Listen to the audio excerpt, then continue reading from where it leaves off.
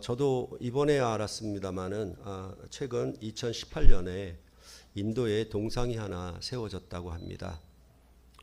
높이만 무려 182m에 달한다고 하고 이것은 미국의 뉴욕에 있는 자유의 여신상보다 2배나 더 크다고 합니다.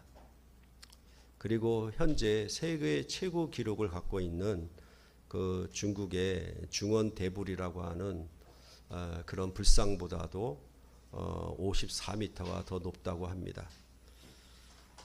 그리고 이 동상의 주인공은 인도의 철인이라고 불리는 파텔 전 부총리인데, 이 파텔은 간디와 네루와 함께 인도의 3인이라고 할 정도로 독립운동을 편 사람 중에 한 사람이라고 합니다. 이 동상을 짓는데 5년에 걸쳐서 약 5년에 걸쳐서 한 약 5천억 원의 돈이 들어갔다고 합니다.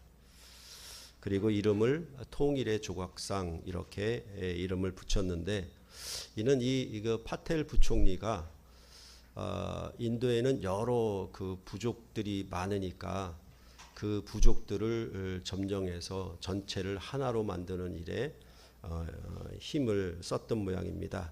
그래서 지방 토국들을 무력으로 진압해서 그들을 복속시켜서 인도를 통일케 한 그런 일이 있는 모양입니다. 그런 가운데 이 동상을 세우는 목적은 그 인물을 추앙하는 것도 있겠지만은 그 배경에는 힌두교도 극단주의가 있다고 하네요. 그 극단주의자들이 이 동상을 세워서 힌두교의 어떤 종교적인 내용을 알리려고 또 숭배하려고 하는 그런 것도 여기에 포함되어 있다고 합니다. 그런데 참 묘한 것은 그 동상이 세워진 곳이 물이 별로 없는 곳인 것 같아요. 그래서 농민들이 그 물을 끌어다가 쓰려고 하면 관계 시설이 되어 있지 않아서 굉장히 어려움을 많이 겪고 있다고 합니다. 그거 이제 눈앞에 댐으로부터 나와서 운하로 흐르는 물이 있는데, 그 물은 농민들이 돈을 주고 사서 써야 할 정도로 마음대로 쓰지 못하니까 그 물을 훔쳐서 쓰고 있다라고 합니다. 그러니까 그런 동상을 세울 바에야 그런 많은 돈을 들여서 차라리 농민들을 위하여 관계시설을 만들어 주었으면, 농민들이 다른 곳 같은 경우는 1년에 3모작을 하는데 여기는 1년에 물이 없어서 1모작밖에 못한다고 합니다. 그러니까 상대적으로 많이 가난하고 부족한 그런 동네에다가 이 동상을 그렇게 많은 돈을 들여서 세운 것에 대해서 농민들이 비난하고 비판한다라고 그렇게 소식을 전해주고 있습니다. 여하튼 뭐냐 하면 지금 현대에도 이처럼 동상을 세우는 일이 계속되고 있습니다. 이 보도를 보니까 모르겠어요. 지금 세워졌는지 어쩐지 모르겠지만 이것보다 더 큰 동상을 인도가 또 세운다라고 합니다. 그렇게 해서 세계 제1의 동상을 만드는 일을 계속하고 있다고 하는데, 과연 사람들은 왜 이런 동상을 만드는 것인가? 그것에 대해서 우리가 좀 생각해 보면서 오늘 본문의 말씀을 보았으면 합니다.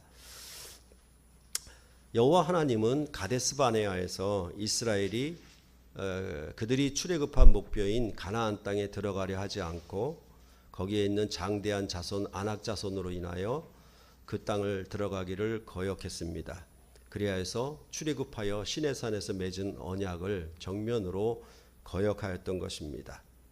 그럼에도 불구하고 하나님은 이스라엘 백성을 그 방향을 돌이켜 광야길로 들어가게 하셨고, 광야길로 들어가는 동안에 38년 동안 이스라엘의 군인들을 다 죽였지만 이스라엘 백성으로 하여금 에서 자손의 땅, 롯 자손의 땅 그렇게 먼저 현장 학습을 시키셔서 하나님이 그의 조상 아브라함에게 하신 언약이 어떻게 성취되었는가 보게 하시고, 뿐만 아니라 아모리 왕 시혼과 바산 왕 옥을 그 강력한 두 왕을 쳐 부숴서 이김으로 말미암아 요단 동편 땅까지 차지하게 하였습니다. 이렇게 하나님이 인도하심은 이제 가나안 땅을 들어가서 점령하게끔 어떤 자신감과 하나님이 함께 하셔서 확실히 그 땅을 얻게 할 것이라고 하는 그것을 확실히 그들에게 보여주는 것이라고 할 수 있겠습니다. 그렇다면 이제 이러한 그 강력한 권세와 어떤 생명을 주게 되면은 그냥 이런 요단강 동편 땅의 두 왕과의 싸움이 이제 또 반복되고 그런 것은 아니고 홍해의 싸움도 한 번에 그치는 것처럼 항상 큰 권세로 무엇인가 득세를 하고 이기게 되면은 그 다음에 나오는 게 뭐냐 하면 그 나라를 다스리는 정책이 나오게 돼 있어요.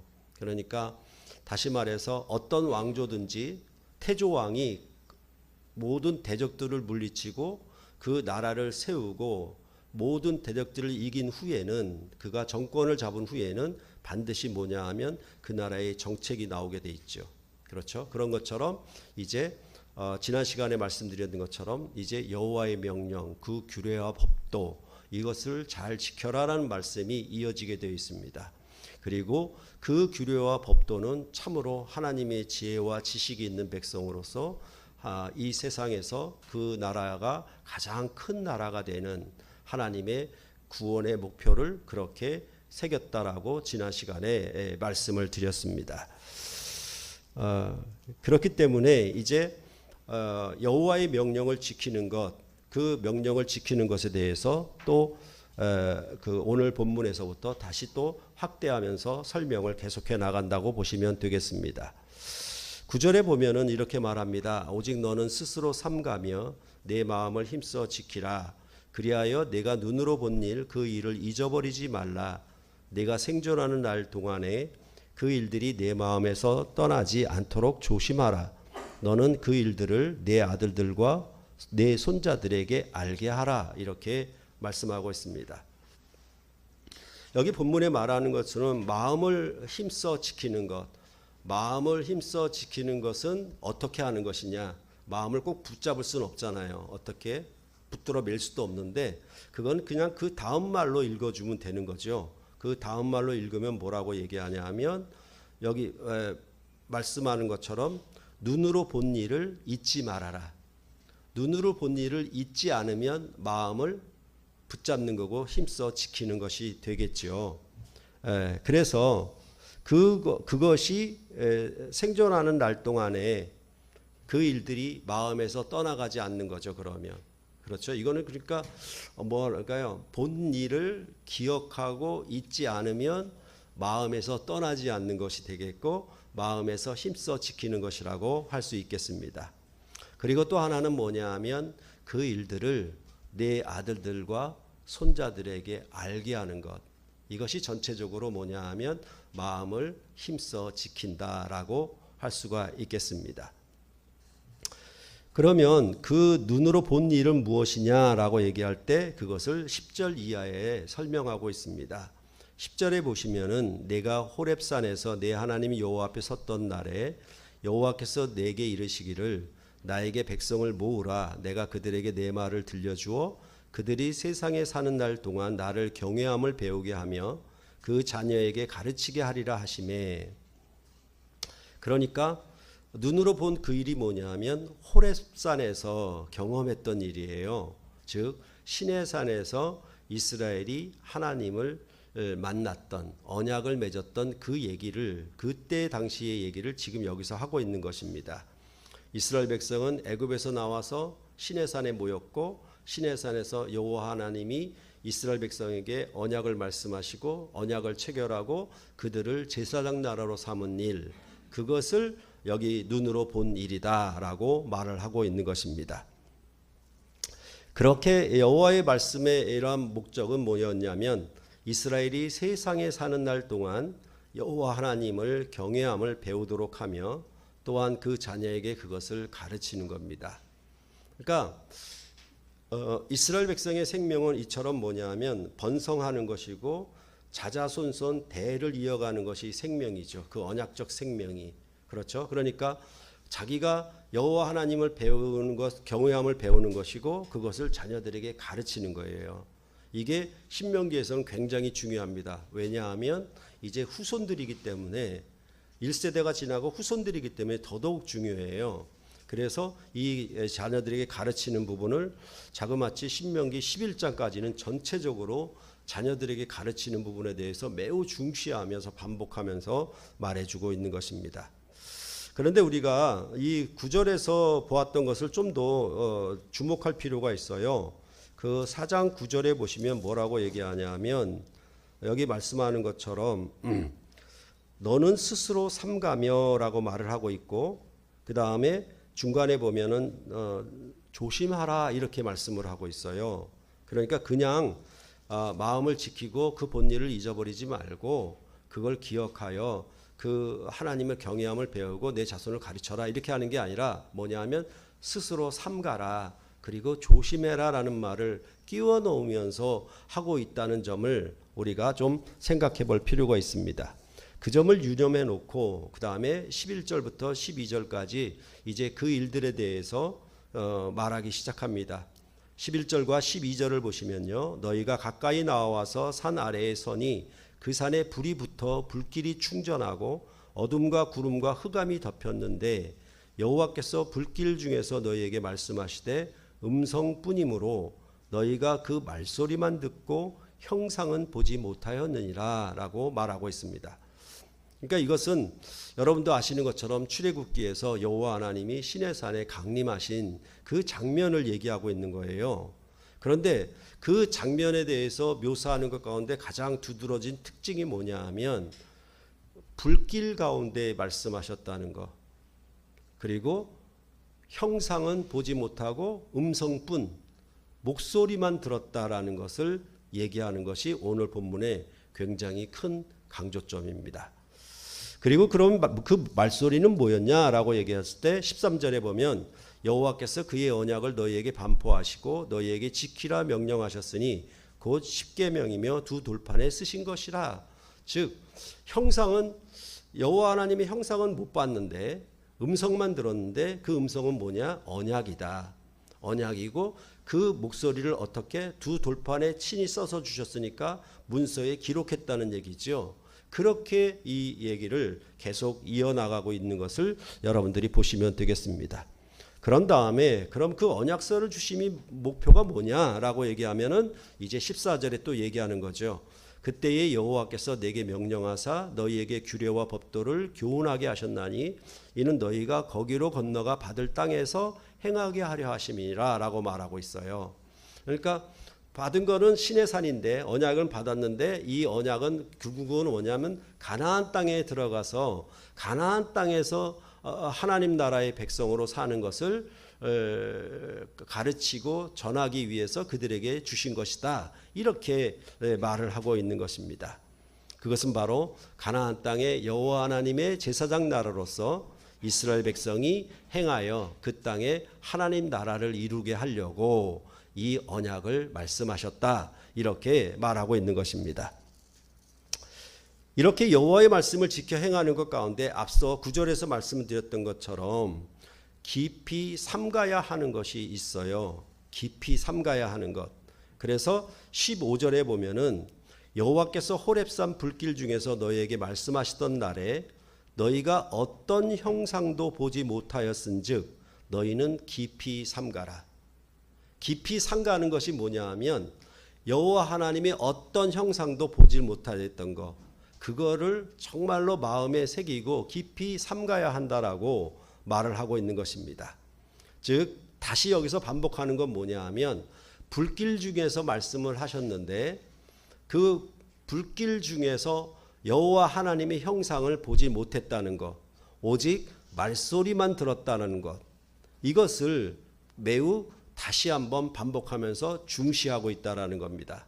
그래서 여러분들이 읽어보시면 알지만 여기서 불길 그리고 음성, 말씀, 목소리 이런 얘기들이 계속 반복이 되고 있습니다.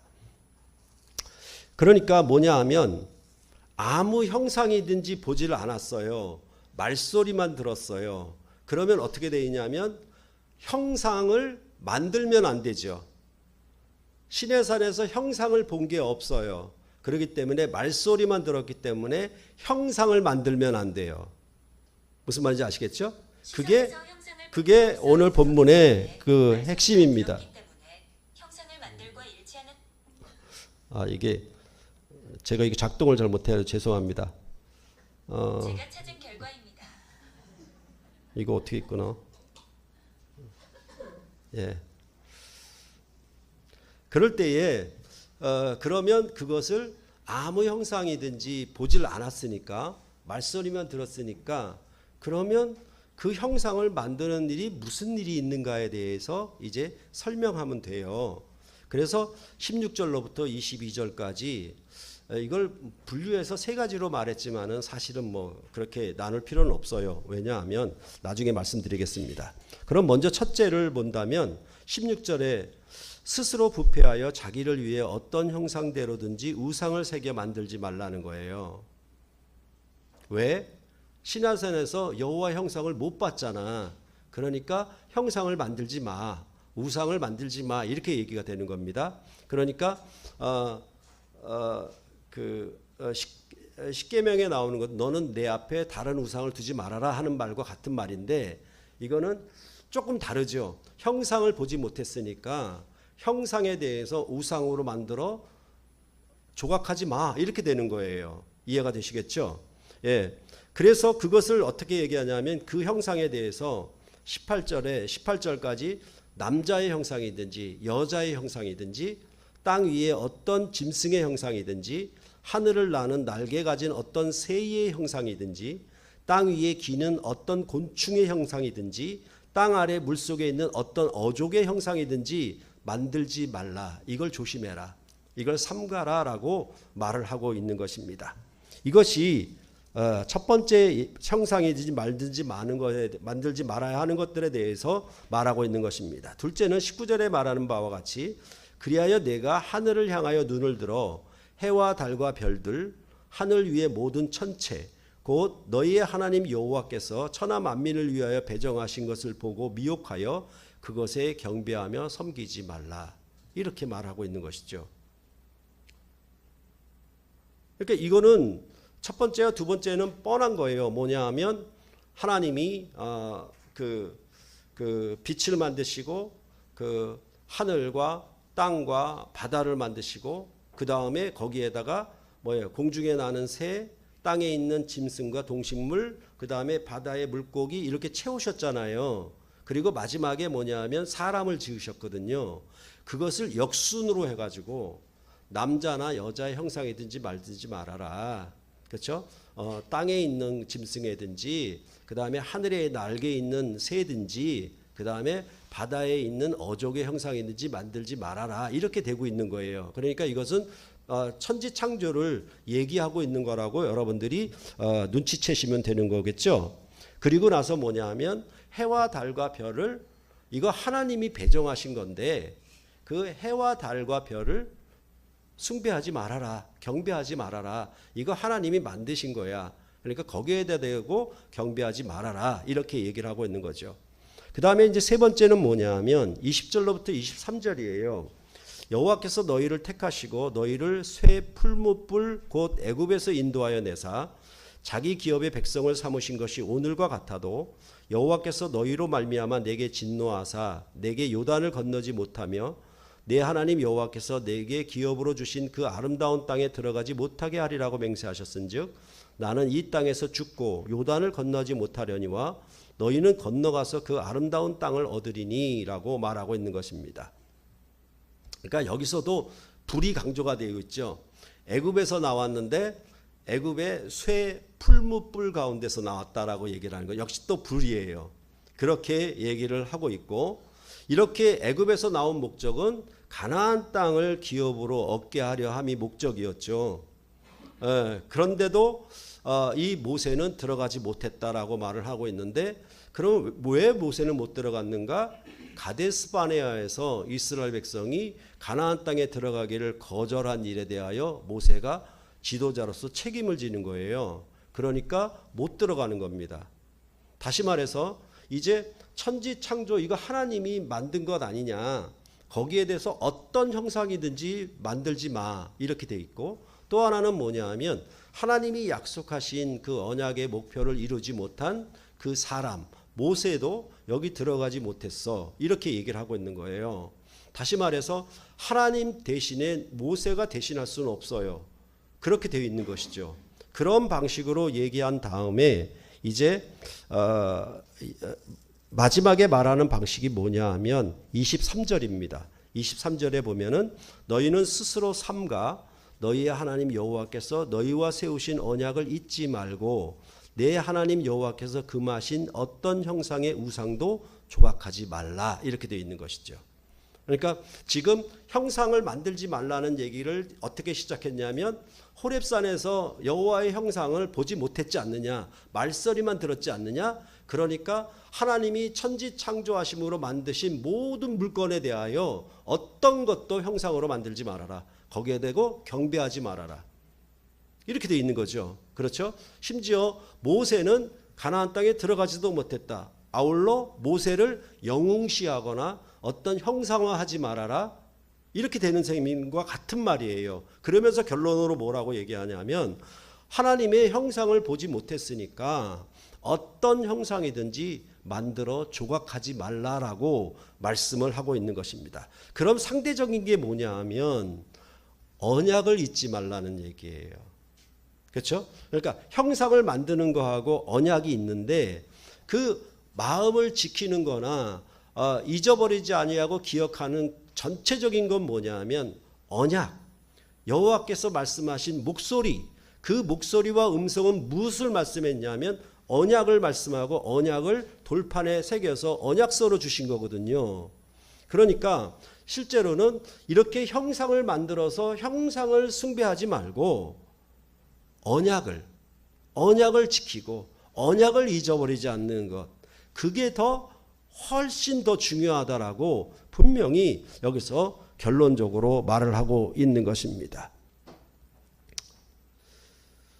그러면 왜 이렇게 깊이 삼가고 조심하라 하겠습니까? 이것은 바로 형상으로 만들어 여호와를 섬기려고 하는 시도. 그렇죠?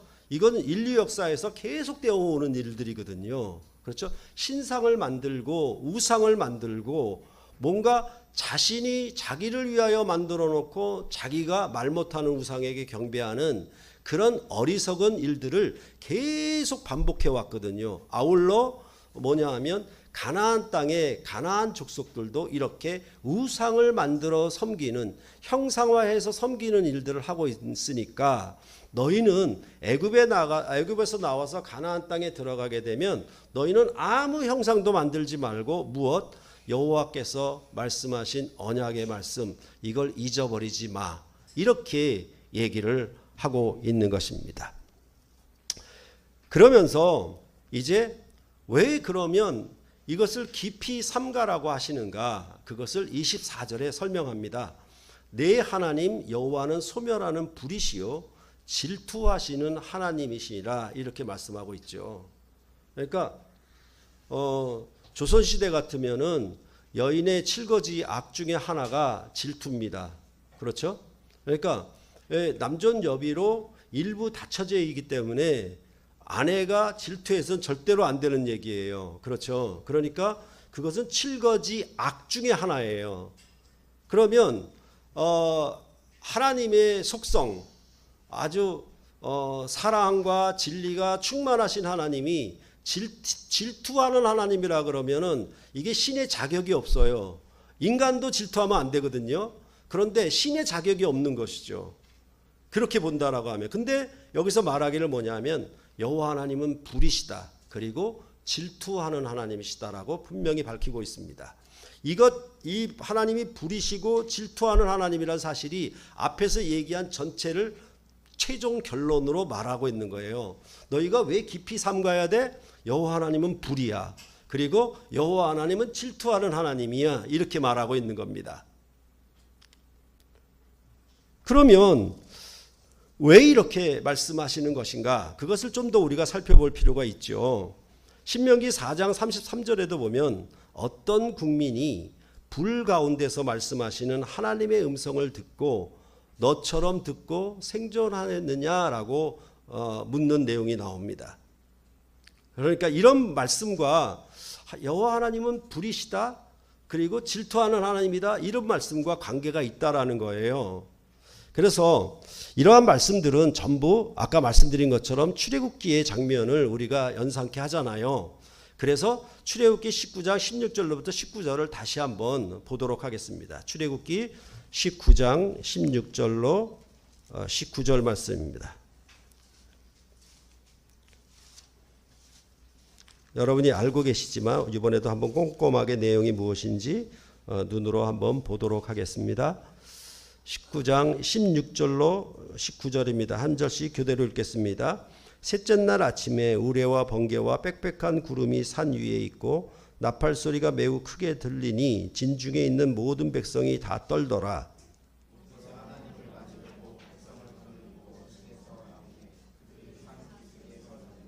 시내산에 연기가 자욱하니 여호와께서 불 가운데서 거기 강림하심이라. 그 연기가 옹기가마 연기같이 떠오르고 온 산이 크게 진동하며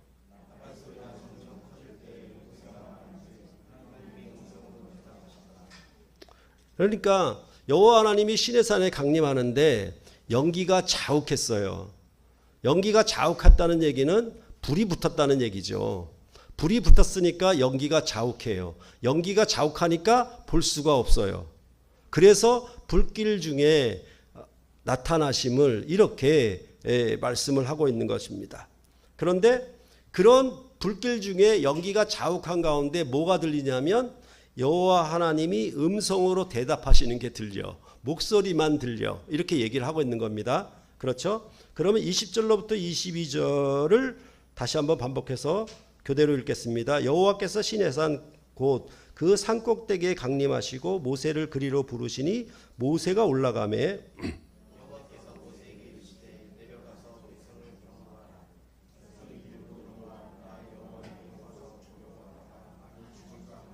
함께 읽겠습니다. 또 여호와에게 가까이 하는 제사장들에게 그 몸을 성결히 하게 하라. 나 여호와가 그들을 칠까 하노라. 그러니까 여호와 하나님이 시내산 꼭대기에 임하셨는데 이렇게 불길 속에서 연기가 자욱한 가운데 임하셔서 형상은 볼 수가 없고 말씀을 했는데 그 말씀이 뭐냐면 이스라엘 백성에게 내려가 경고하라는 말씀이에요. 그 경고하라는 건 뭐냐 하면 이스라엘 백성이 밀고 들어와서 여호와 하나님을 보려 하다가 죽을까 봐. 그런데 제사장들은 성결하게 해라.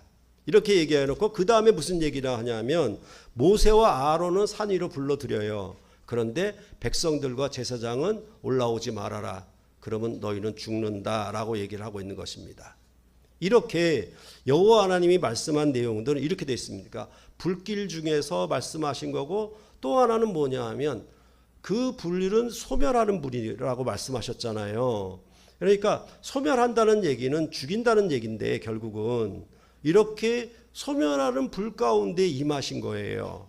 그런 가운데 뭐가 주어졌냐면 질투하는 하나님이 주어졌는데 함부로 올라오지 말아라. 제사장은 성결케 하고 모세와 아론만 올라오너라. 이렇게 되고 있는 겁니다.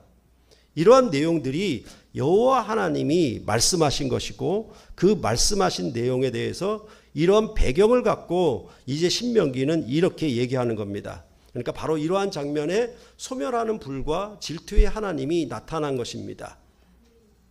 그랬을 때 우리도 여러 경우에 이런 말을 자주 사용하고 있어요. 뭐냐면 불같은 질투심을 유발한 적이 있다. 제가 우연히 그 유튜브 영상 하나를 이렇게 뭐 조그만 쇼츠 있잖아요. 봤는데 외국인인데 식탁에서 뭔가 식상을 하는 장면인 것 같아요. 근데 옆에 식탁에 앉았는가 옆자리에 앉았는가 어떤 여자가 먹다가 뭘 묻혔어. 묻혔는데 그 묻힌 걸 보니까 좀 안타까웠던 모양이죠. 이 남자가 뭔가 이렇게 뭐 그 휴지 같은 걸 가지고 그걸 닦아줬어. 그런데 자기 옆에 있는 그 연인이 그냥 자리를 박차고 가버리는 거예요. 그렇죠? 그 내가 같이 있었는데 연인끼리 있었는데 옆에 다른 여자가 뭘 먹다가 묻힌 걸 보고 자기 남자가 닦아줬다는 거지. 그러니까 가버리는 거예요. 이게 뭐냐 하면 불같은 질투심이에요. 이해하시겠죠? 그러니까 여호와 하나님은 지금 불같은 불길 속에서 질투하는 하나님으로 나타나신 거예요. 이걸 잊으시면 안 돼. 그렇죠? 그러니까 형상을 만든다라고 얘기했을 때 뭐가 되겠습니까? 그거는 옆 여자에게 음식물을 닦아주는 것과 똑같은 거예요. 그러니까 하나님은 그거 못 본다라는 얘기죠. 질투하는 하나님이라고 분명히 얘기를 하는 거예요. 그것을 우리가 기억하시면 우리가 일상이 경험하는 거니까 충분히 알 수가 있는 것이죠. 그러니까 그렇다면은 사실은 뭐냐면 사랑하는 여인이 그걸 보고 떠나갔다는 얘기는 소멸하는 불이에요. 지금 너와 나는 관계를 끊어버리겠다는 얘기죠. 죽여버리겠다는 얘기 아닙니까? 그죠? 똑같은 얘기예요. 그렇기 때문에 불같은 질투심 이런 것들을 생각하면 이게 어떤 관계에서 발생한다는 거에 대하여 우리는 충분히 이해할 수 있죠. 그냥 하나님의 신적 속성이 어떠니 절대성이 어떠니 영원성이 어떠니 이렇게 말하면은 철학적으로 가면 이게 대답이 없고 언약적인 관계적으로 보면은 이건 지극히 당연한 그런 표현이라고 알 수가 있는 것입니다.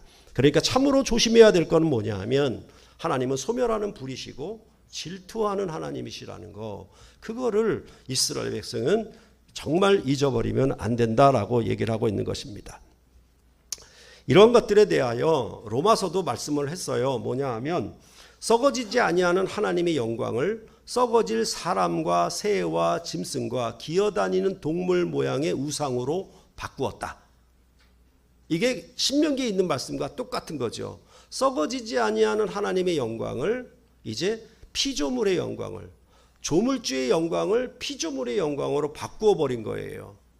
이게 뭘 유발하겠습니까? 불을 유발할 것이고 소멸하는 불을 유발할 것이고 질투심을 유발하게 될 것입니다. 그죠?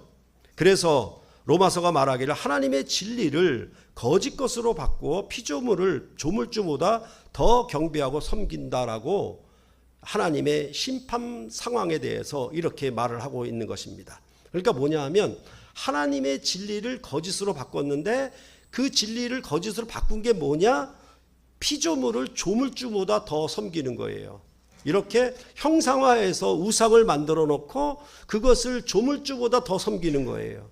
그게 하나님의 진리를 거짓으로 바꾸었다라고 로마서도 말을 하고 있는 것입니다. 그렇다면 우리는 하나님의 진리가 뭐냐? 그리고 하나님이 여기서 말하는 형상은 뭐냐라는 것에 대해서 좀 더 생각해 볼 필요가 있어요. 그러니까 우리는 보통 불교처럼 우리는 부처상을 만들지 않았다라고 기독교인으로서 아주 자부하고 만족해하는 경우가 있습니다.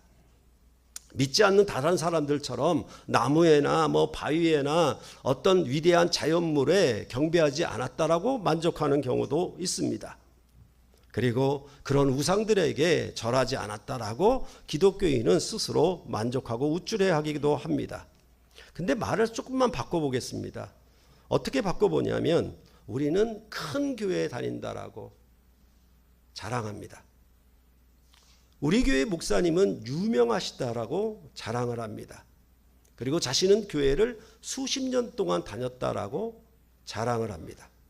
그리고 자신은 선교와 전도에 열심이며 많은 열매를 맺었다라고 자랑을 합니다. 그리고 성경을 많이 안다라고 자랑을 합니다. 또한 구원받을 때 거듭날 때의 그 놀라운 경험과 체험을 했다라고 자랑을 합니다. 그런데 문제는 뭐냐 하면 베드로후서 1장 4절이 말하는 것이 없어요. 베드로후서 1장 4절에 보면 이로써 그 보배롭고 지극히 큰 약속을 우리에게 주사 이 약속으로 말미암아 너희가 정욕 때문에 세상에서 썩어질 것을 피하여 신성한 성품에 참여하는 자가 되게 하려 하셨느니라 라고 말씀하고 있습니다.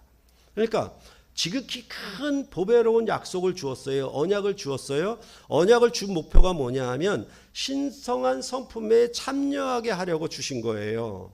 이렇게 분명히 말을 하고 있거든요. 그랬을 때 여러분께 자주 소개해드렸던 클라인이라고 하는 신학자는 뭐라고 얘기했냐면 베드로가 사용한 이 표현 신성한 성품에 참여하는 자는 하나님의 형상이 새로워짐을 표현하는 것이라고 그렇게 말을 하고 있는 거예요.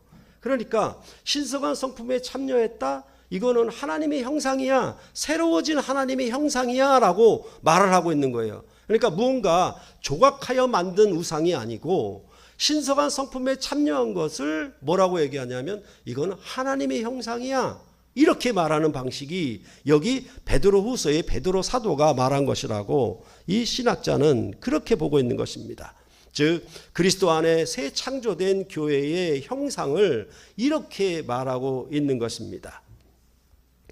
다시 반복하면은 불길 중에 나타난 여호와 하나님을 그 형상으로도 볼 수가 없었습니다. 오직 음성뿐이었고 말소리만 들었습니다.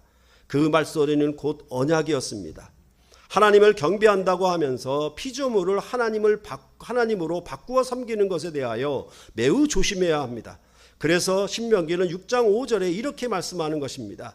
너는 마음을 다하고 뜻을 다하고 힘을 다하여 네 하나님 여호와를 사랑하라. 이 말씀을 마음에 새기고 네 자녀에게 부지런히 가르치라. 이렇게 말씀을 하였던 것입니다.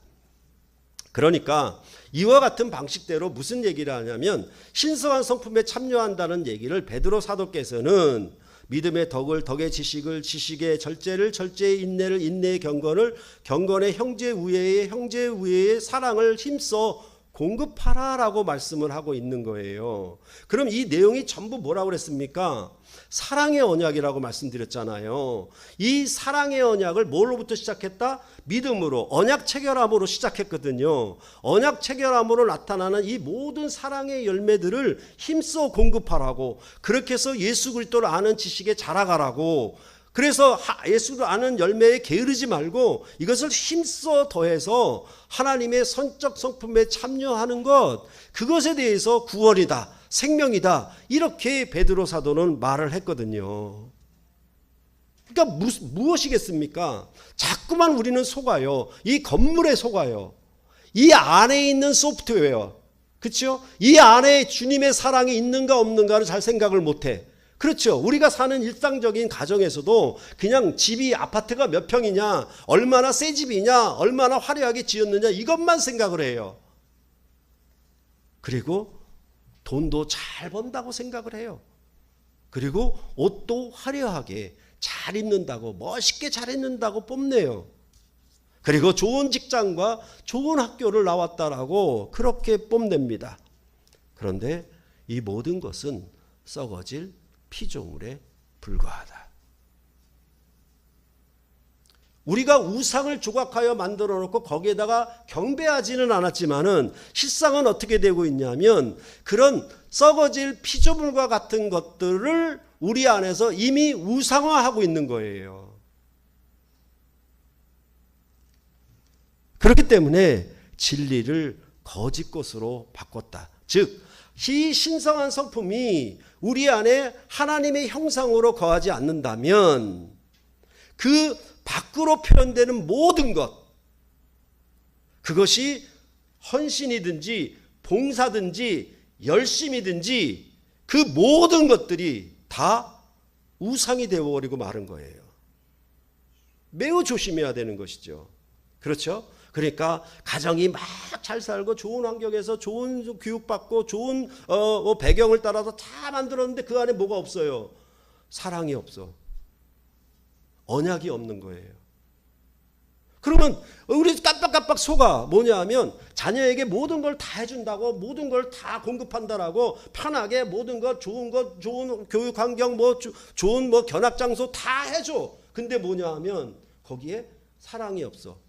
더구나 기독교인은 자녀에게 주님의 사랑을 공급하지 않아. 그럼 뭡니까? 우상이죠. 자녀가 우상이죠. 결국은.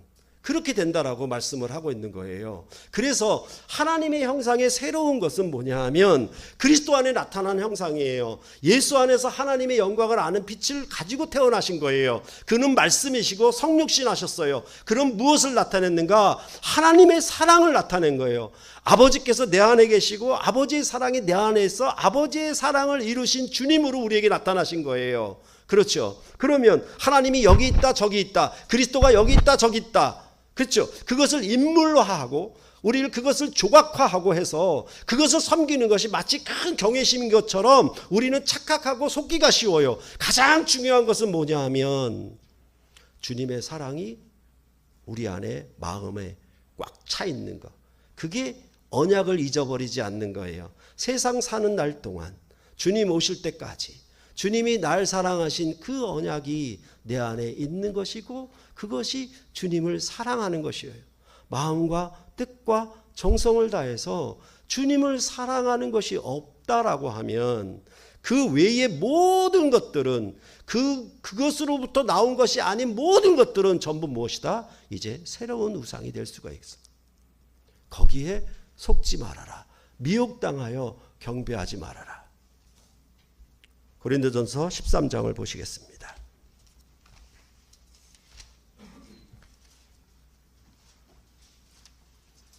고린도전서 13장입니다.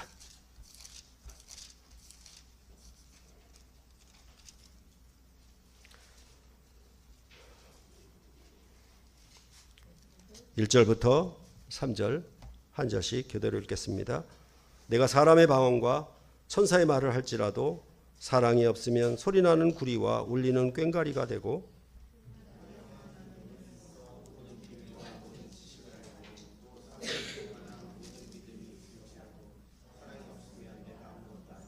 함께 읽겠습니다.